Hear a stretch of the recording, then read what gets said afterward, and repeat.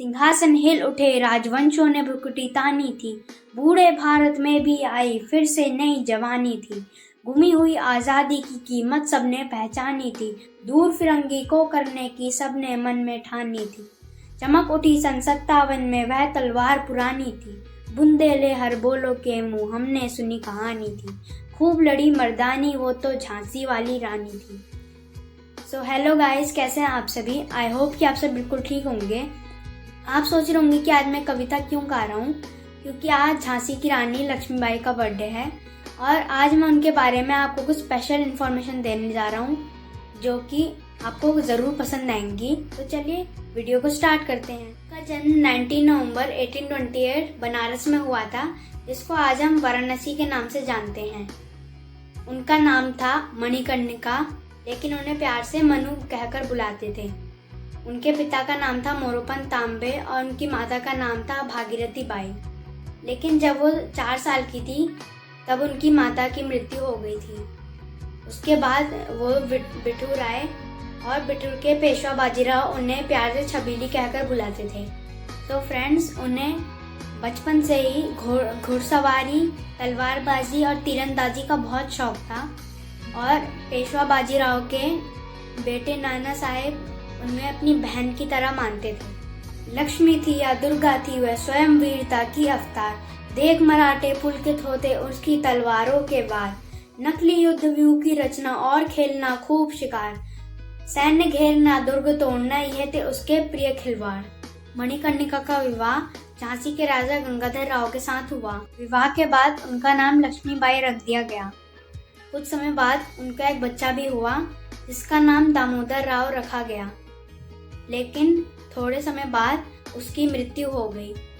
उसके बाद उन्होंने एक बच्चा गोद लिया जिसका नाम आनंद राव था, लेकिन उसका नाम दामोदर राव रख दिया गया। कुछ समय बाद राजा की भी मृत्यु हो गई और लक्ष्मीबाई अकेली पड़ गई। उस समय Lord Dalhousie east India company का गवर्नर जनरल था। उसने एक नीति बनाई थी जिसका नाम था डॉक्ट्रिन ऑफ लैप्स। उस नीति के अनुसार जिस राजा कोई भी संतान नहीं होगी उसका राज्य हड़प लिया जाएगा और इसमें दत्तक पुत्र को राजा नहीं बनाया जाएगा।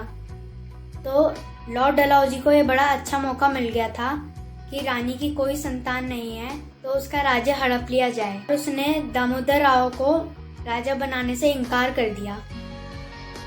लॉर्ड डलहौजी ने झांसी का महल खाली करने के लिए कहा और रानी से कहा कि हम तुम्हें पेंशन देंगे, लेकिन रानी ने मना कर दिया कि मैं अपनी झांसी नहीं दूंगी। उसके बाद अंग्रेजों ने झांसी के किले पे हमला कर दिया।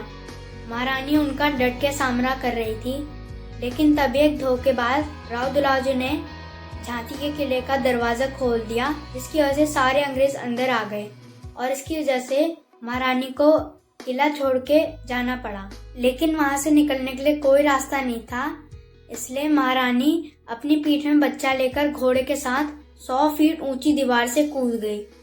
इससे आप अंदाजा लगा सकते हैं कि वो कितनी वीरांगना थी। महारानी वहां से कालपी होते हुए ग्वालियर पहुंची और ग्वालियर के किले पे कब्जा कर लिया, लेकिन चलते चलते उनका घोड़ा बहुत थक गया और उसकी मृत्यु हो गई। महारानी के पास अंग्रेजों के मुकाबले बहुत कम सेना थी और अंग्रेजों के पास बहुत आधुनिक हथियार, तोपें और बंदूकें थी, लेकिन तब भी महारानी ने उनका डट के सामना किया। रानी लक्ष्मीबाई ने बहुत से राज्यों से मदद मांगी, लेकिन बहुत सारे राज्यों ने उनकी मदद नहीं की।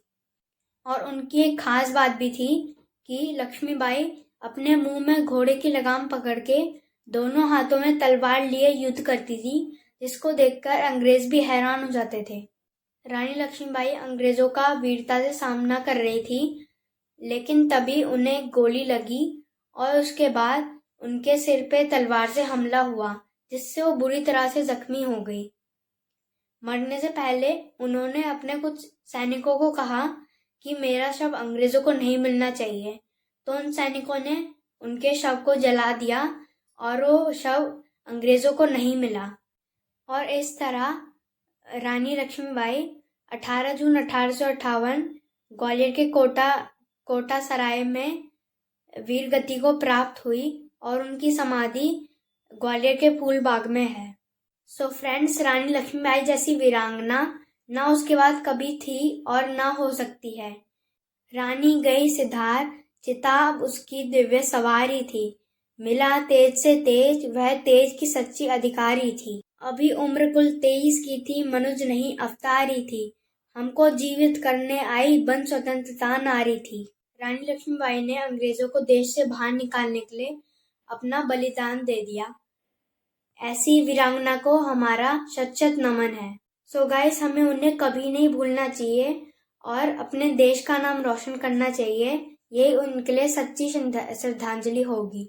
और आज हमारे प्रधानमंत्री श्री नरेंद्र मोदी जी भी झांसी का दौरा करेंगे और महारानी लक्ष्मीबाई को श्रद्धांजलि देंगे।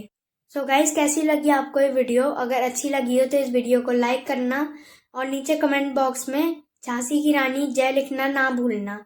और जिसने अभी मेरा चैनल सब्सक्राइब नहीं किया है, जल्दी से मेरा चैनल सब्सक्राइब कर दीजिए और बेल आइकन दबाना भी ना भूलें।